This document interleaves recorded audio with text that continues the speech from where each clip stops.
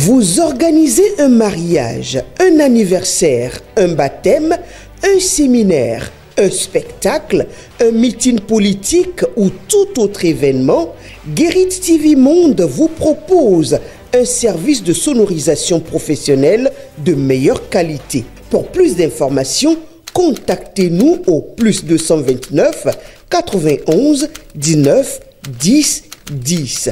Guérit TV Monde, le leader des Web TV.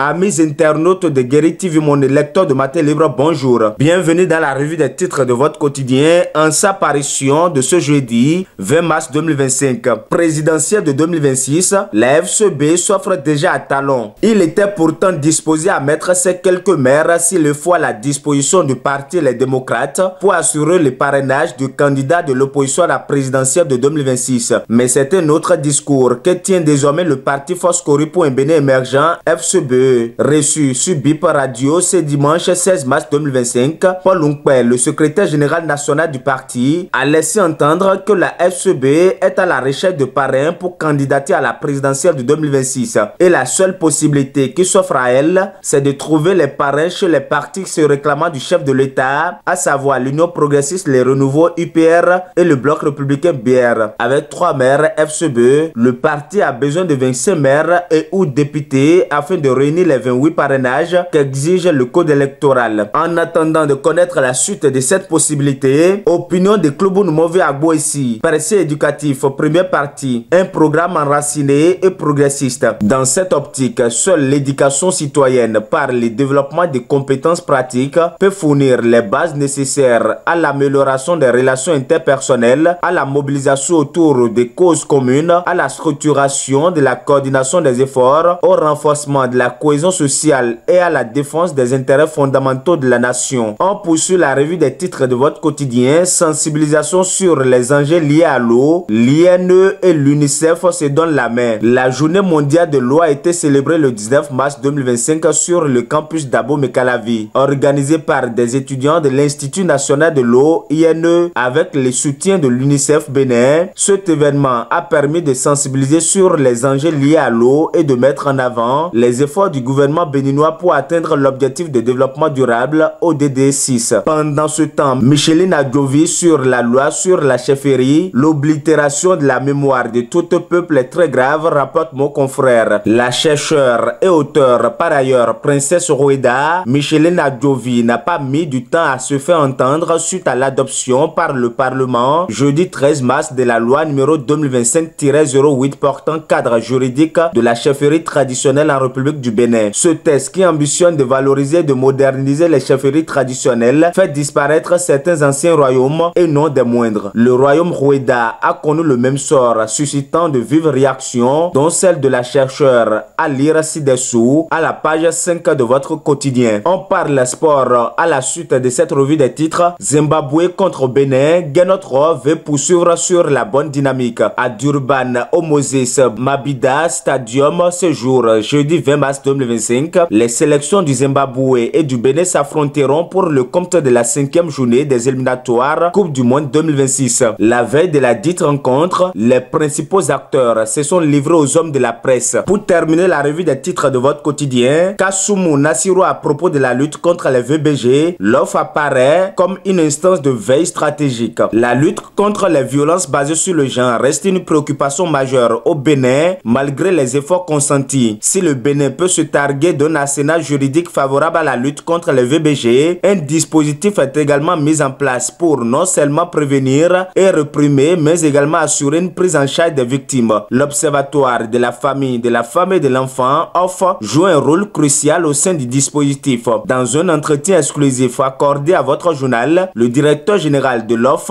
Dr Nassirou Kassoumou, précise que l'Observatoire se veut un outil de veille stratégique. L'intégralité de l'entretien accordé à votre journal est à lire aux pages 10 et 11. Amis internautes de Guérit TV Monde, lecteurs de Matin Libre, ainsi s'achève la revue des titres de votre quotidien. Merci de nous avoir suivis. À demain.